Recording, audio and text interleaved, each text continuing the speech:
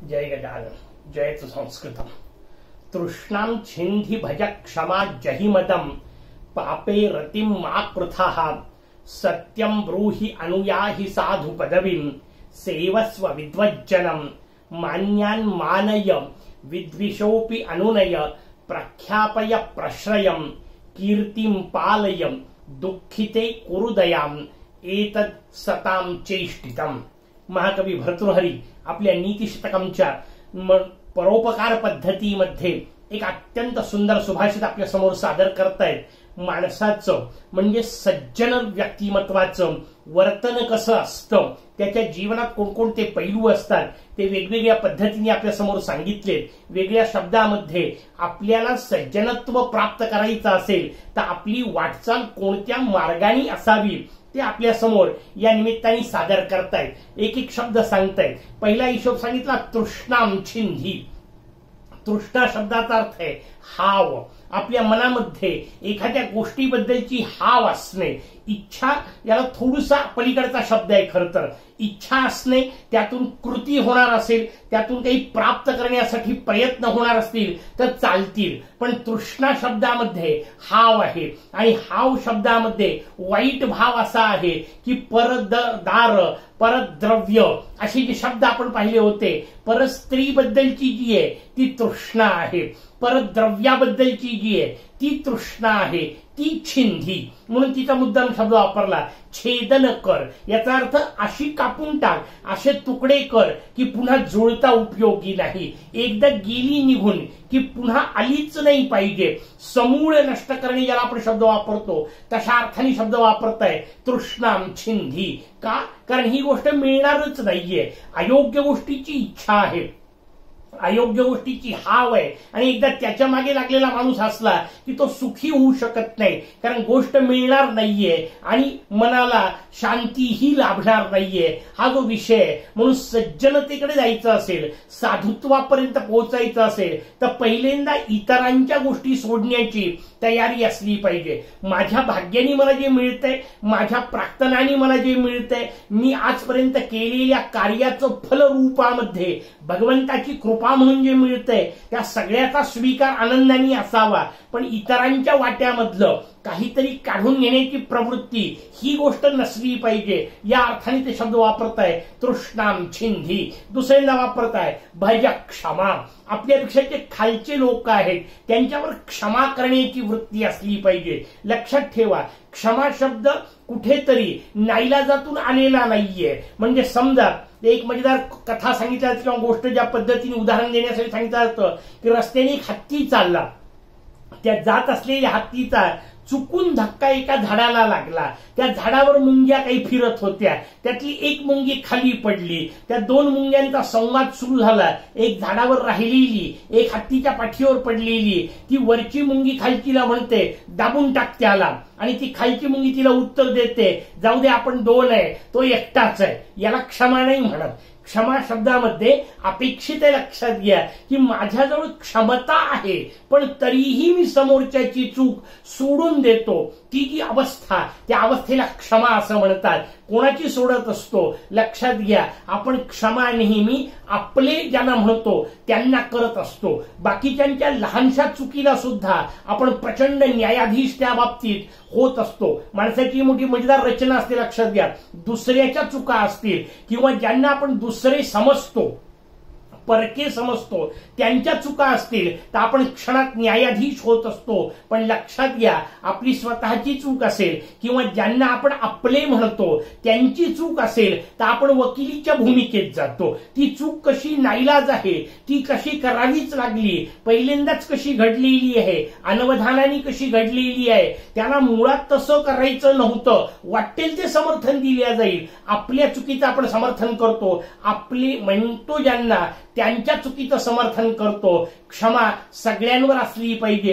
क्षमा कोणावर? मी आता म्हटलं तसं आपल्या लोकांना आपण क्षमा करतो, आणि साधू संतांचं वैशिष्ट्य आहे ते सगळ्या जगाला क्षमा करतात, कारण ते सगळ्यांनाच आपलं म्हणतात, त्यांच्यासाठी कोणीच परका नसतो. आणि म्हणून क्षमाशीलता हा सज्जनांचा पुढचा गुणधर्म आपल्या समोर सांगितला. पुढे सांगतायत जही मदम, मद सोडून दे. मद कशाचा असतो? आपल्या जवळ असणाऱ्या गोष्टीचा ताठरपणा, त्याला मद असं म्हणतात. अनेक गोष्टींनी येतो. धन मद शब्द आपल्याकडे आहे, विद्या मद सुद्धा शब्द आहे. धन मद याचा अर्थ माझ्याजवळ पैसा इतका आहे की त्या पैशाने मी वाटेल ते करू शकतो, अशी जी मानसिकता, त्याला धनाचा मद असं म्हणतात. विद्येचा मद, या मदानी काय होतं? आता म्हटलं तसं ताठरता येते. आणि मोठी अजब गोष्ट आहे, लक्षात घ्या, माणसं या ताठरतेचं सुद्धा कौतुक करतात. माणसं स्वतःच्या अवगुणांचं जेव्हा कौतुक करतात ना, तेव्हा त्याच्यापेक्षा वाईट अवस्था कोणतीच नसते. पण अनेकांना हौस असते आपल्या अवगुणांचं कौतुक करण्याचं. म्हणजे माझ्यासारखा रागीट माणूस तुम्ही पाहिला नाही, हा काय अभिमानाने सांगायचा विषय आहे का? मी जगात कोणाच्या समोर वाकत नाही, हे काय कौतुकाने सांगायची गोष्ट आहे का? पण सांगणारे तुम्हाला भेटतील जिकडे तिकडे. माझा एक मित्र मला सहज म्हणाला, मी आयुष्यात कोणाच्या समोर वाकलो नाही, ताठर माणूस आहे. म्हटलं बरोबर आहे. म्हणे का? म्हणे साधा हिशोब आहे, मी त्या गमतीने सांगितलं. म्हटलं जगात ताठर मुडदा असतो, तो वाकतच नाही, कडक झालेला असतो. लक्षात ठेवा, कडकपण हे जिवंतपणाचं लक्षण नाहीये, ताठरता हे मृताचं लक्षण आहे. जिवंत वृक्ष वाकत असतो, झाड वाळतं तेव्हाच ताठ उभं असतं, तेव्हा ते लाकडं वाळतात, तुटतात, पण वाकत नाहीत. हा जो भाव आहे तो समजून घेतला पाहिजे. मृतत्वाचं लक्षण आहे ताठरपणा. माणसामध्ये नम्रता असली पाहिजे. इथे सांगताय जही मदम. आणि का मद सोडायचा? अहो लक्षात घ्या, ज्या खोल्या मोजताना आपल्याला दम लागेल असे एक एक राजवाडे होते. कुठल्या आपल्या घराचं, कुठल्या आपल्या संपत्तीचं कौतुक करताय? आपल्या जवळ असेल, आपण ज्याची कल्पना सुद्धा करू शकत नसू, इतका प्रचंड साठा या एकेका गोष्टीचा काही लोकांजवळ होता. नावं सांगायला कोणी उरलेले नाहीयेत. ही जी अवस्था असते ती अवस्था समजून घ्यायची. कथानक त्याच्याकरता वाचायचे की अरे एवढे सगळे गेले काळाच्या ओघात, काय तू घेऊन बसला, कशाचा मद? ही रचना समजून घेतली पाहिजे. म्हणून सांगितलं जही मदम. जही शब्दाचा अर्थ त्याग करणे, मदाचा त्याग कर, कारण तो कामाचा नाहीये, सोडून दिला पाहिजे. पुढचा हिशोब सांगितला पापे रतिम मा कृथा. पापावर प्रेम करू नको. म्हणजे मजेदार गोष्ट आहे, प्रत्येक बारीक शब्द व्यवस्थित समजून घेतला पाहिजे. पाप करू नको हे तर गृहीतच आहे, त्याच्याबद्दलचा प्रश्न नाही. त्यांनी पुढचा शब्द वापरला, पापावर प्रेम करू नको, रती करू नको. वाक्याचा अर्थ पाप करणे ही कृती आहे, पण त्यावर प्रेम करणे ही मानसिकतेचा भाग आहे, जो आपण वेगवेगळ्या पद्धतीने पाहिला होता. पूर्वी काही उदाहरणं दिले होते की समजा बँकेत गेल्यानंतर तिथलं बंडल समोरच्या माणसाचं मी उचलून आणणे ही चोरी आहे, हे दुष्टत्वाचा विषय आहे. पण ते चोरायला मिळालं तर बरं होईल असा विचार मनात येणे, याला खलत्व सांगितलं होतं. हे पापे रतिम्मा कृथामध्ये त्या खलत्वाची भूमिका आहे की पापावर प्रेम करू नको. प्रत्यक्ष तर करूच नको, पण करण्याची इच्छाही नसो. अनेकांची मजबुरी असते, लक्षात घ्या. सामान्यतः व्यवहारामध्ये अनेक लोक नीतिमंत असतात, कारण ते मुळात भीतिमंत असतात. भीतीपायी नीती जर असेल तर ती नीती खरी नाहीये, लक्षात घ्या. नीतीवर प्रीती असली पाहिजे, पापावर प्रीती नाही. हा जो भाव आहे तो समजून घेतला पाहिजे. आणि म्हणून नीती ही भीतीपायी नाही, प्रीतीपायी असली पाहिजे. मी चांगलं वागायचं का? पुढचा हिशोब आपल्याला येणार आहे, त्यावेळी त्याच्यावर आणखीन बोलू. सत्यम ब्रूही, पुढचा हिशोब सांगितला. खरंच बोलायचं. का खरं बोलायचं? कारण काही लपवायचं नाहीये, काही चुकीचं मिळवायचं नाहीये. खोटं माणूस तेव्हाच बोलतो जेव्हा कृती एक तर चुकीची केलेली असेल किंवा अपेक्षा चुकीची असेल. म्हणजे भूतकाळातल्या वाईट गोष्टी करता किंवा भविष्यातल्या वाईट अपेक्षांकरता खोटं निघत असतं. वर्तमानातल्या गोष्टी करता माणसाला खोटं बोलायची गरज नाही, ते सत्य आहे. जे सत्य आहे ते समोर दिसतच असतं. माणसांनी नेहमी वर्तमानात जगावं, या अर्थाने ते सांगतायत. जुन्या गोष्टी करताही खोटं बोलायचं काम नाही आणि भविष्यात काही मिळवण्यासाठी सुद्धा असत्याची कास धरण्याची गरज नाही ते सांगण्याकरता सांगताय सत्यम ब्रूहि. पुढे हे सांगितलं अनुयाही साधू पदवीम. अनुयाही, अनु म्हणजे मागोमाग, याही म्हणजे जा, साधू पदवीच्या मागोमाग जा. याचा अर्थ साधू पदाच्या मागोमाग जा. साधू आपण झालो पाहिजे, माझ्या जीवनाचं ते ध्येय असलं पाहिजे. संन्यास शब्द आपल्याकडे वापरला याचा अर्थ सगळ्या इच्छा संपुष्टात येणे हा त्यातला मूळ भाव आहे. बाकीच्या सगळ्या बाह्य गोष्टी तर आहेतच, पण त्याच्यापेक्षा मूळ हिशोब कुठलीही इच्छा आता न शिल्लक राहणे, ही जी सुंदर अवस्था, त्या अवस्थेचा विचार सांगितला. मग अनुयाही साधू पदवी, मी साधू झालो पाहिजे. का झालो पाहिजे? मी असलो पाहिजे. लक्षात घ्या व्यवस्थित. अनेकदा लोक विचारतात मीच का चांगलं वागायचं, मीच का व्यवस्थित वागायचं. त्याचं उत्तर साधं आहे, मी चांगलं वागायचं कारण मी चांगला आहे म्हणून. ही रचना आपल्याला समजून घेतली पाहिजे. प्रश्न लोक अजब विचारतात मीच माणसासारखं का वागायचं. म्हटलं माणूस असशील तर वाग, नको कोण म्हणतंय. माणूस नसशीलच तर विषयच नाही. पण गंमत आपल्याला लक्षात आली का? एक सहज उदाहरण विषय निघाला म्हणून सांगतो. जगात कधीतरी तुम्ही असं पाहिलं का की एखाद्या गाढवाचा मालक त्या गाढवाच्या पाठीवरून हात फिरवतोय आणि त्या गाढवाला सांगतोय जरा गाढवासारखं राहत जा, असं नाही होत. एखादा म्हशीचा मालक म्हशीच्या पाठून हात फिरवतोय आणि म्हशीला सांगतोय बाई जरा म्हशीसारखी राहत जा, असं नाही होत. कधीही पाहायला मिळणार नाही. गाढव गाढवासारखंच राहतं, म्हैस म्हशीसारखीच राहते. फक्त माणूसच आहे, त्याला सकाळ दुपार संध्याकाळ सांगावं लागतं बाबा माणसासारखा वागत जा.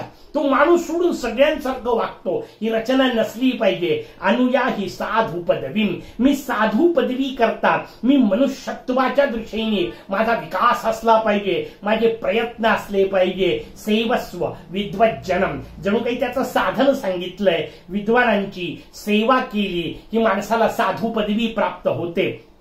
मोठ्यांचं वैशिष्ट्य पहा कसं आहे. ज्ञानोबा तुकोबा अद्वितीय आहेत. ज्ञानोबा तुकोबांची जे नावं घेतात ना लोक, त्यांच्या सुद्धा पाया पडतात. इतकं मोठेपण आहे त्या अद्वितीय महापुरुषांचं की त्यांच्या मार्गावर जे चालायला सुरुवात केली, पोचले नाहीत आणखीन, फक्त त्या मार्गावर चालू लागतायत, त्यांनाही सन्मान प्राप्त होतो. म्हणून सेवस्व विद्वज्जनम, विद्वान लोकांची सेवा करत जा, त्यांच्या मार्गावर चालण्याचा प्रयत्न करावा. पुढे सांगितलंय मान्यान मानय, जे मान्य लोक आहेत, सन्माननीय लोक आहेत, त्यांना मानय, त्यांना सन्मान दे. केव्हा देता येईल? त्याचं उत्तर साधं आहे. त्यांच्या मोठेपणाची जाणीव जेव्हा आपल्याला होईल, फार महत्वाचं असतं. समाजात हजारो चांगल्या गोष्टी चालू असतात. आपली अडचण अशी आहे आपल्याला वाईटच दिसतात. आपल्याला सतत जर वाईट दिसत असेल तर समजून घ्या दृष्टीची अडचण आहे. जगात खूप चांगल्या गोष्टी आहेत, आपल्याला पाहता आल्या पाहिजे. जगात खूप चांगलं करण्यासारखं आहे, आपल्याला करता आलं पाहिजे. जे कोणी करतायत त्यांचं मुक्तपणे कौतुक तरी निदान करता येतं का हे स्वतःला तपासा. मान्यवरांची सन्माननीयता आपण त्याच वेळी जोपासू शकतो ज्यावेळी आपल्याला त्या गुणांची जाणीव असते. मला जेव्हा ते गुण कळतील तेव्हा मी समोरच्या गुणाचं कौतुक करू शकेल ना. ती जी भूमिका आहे ती इथं समजून यायची आहे. मान्यान मानय विद्वेषोपी अनुनय, जे आपले द्वेष करणारे आहेत त्यांच्यावरही अनुनय करावा, त्यांची मर्जी सांभाळण्यासाठी प्रयत्न करावे. दोन पद्धतीने आहे, त्यांनाही बरं वाटेल इतकं चांगलं आपलं वर्तन असावं असा एक अर्थ. दुसरा एक मजेदार अर्थ काढता येतो. जे सतत द्वेष करतात ना त्यांना आणखीन द्वेष करण्याची संधी उपलब्ध करून द्यावी. उलट वाटेल हे वाक्य आपल्याला, पण लक्षात घ्या, थोडं समजून घ्या. जे माझ्यावर जळतात ते आणखीन कसे जळतील यासाठी मी प्रयत्न करावे.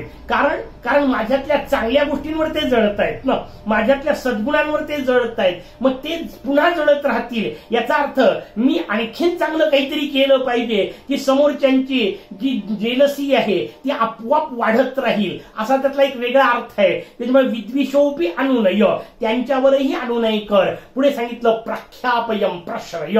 प्रश्रय शब्दाचा अर्थ आहे आपल्यामधली विनम्रता, ती प्रख्यापय, त्या निम्रतेचं त्या विनम्रतेचं प्रदर्शन करावं. याचा अर्थ सगळ्यांच्या समोर ती विनम्रता सहज जाणवावी. त्या पद्धतीने आपलं वर्तन असावं. पाठभेदपण आहे. प्रच्छादयम स्वान गुणान, स्वतःच्या गुणांना झाकून ठेवावं असाही पाठभेद आहे. वेगवेगळे शब्द आपल्या समोर येतात. कीर्तिम पालयम, पुढचा हिशोब सांगितला, कीर्तीचं पालन करावं. बोललोय आपण त्याच्यावर. समोर असते ती प्रसिद्धी, मागे असते ती कीर्ती. मुद्दाम करवून घेतली जाते ती प्रसिद्धी असू शकते, समोरच्यानी प्रेमाने केली ती कीर्ती असू शकते असते. हा जो भाव आहे तो आपल्याला समजून घ्यायचा आहे. म्हणून कीर्तीन स्थापय पालयम, कीर्तीचं पालन कर. आणि शेवटी महत्वाचा मुद्दा परोपकाराचा, दुःखिते कुरुदयाम, जे दुःखी आहेत, जे आपल्या समोर असणारे पीडित आहेत, त्यांच्या त्या पीडा दूर करण्यासाठी आपले प्रयत्न असले पाहिजे. रंजले गांजले जे आहेत, किती सहज शब्दात तुकोबाराय सांगून जातात, जे का रंजले गांजले त्यासी म्हणे जो आपुले, तोची साधू ओळखावा, देव तेथेची जाणावा. सगळ्या साधू संतांनी हीच रचना सांगितली. असं त्याचं वागणं असतं ना, एतत् सताम चेष्टितम, असं सज्जनांचं वागणं असतं. याचा अर्थ असा जो वागतो त्याला सज्जन म्हणतात. आपल्यातली सज्जनता तपासावी आणि वृद्धिंगत करण्यासाठी प्रयत्न करत राहावे हे सांगणारं सुभाषित. पुढचं सुभाषित पुढच्या भागात. जयत संस्कृत.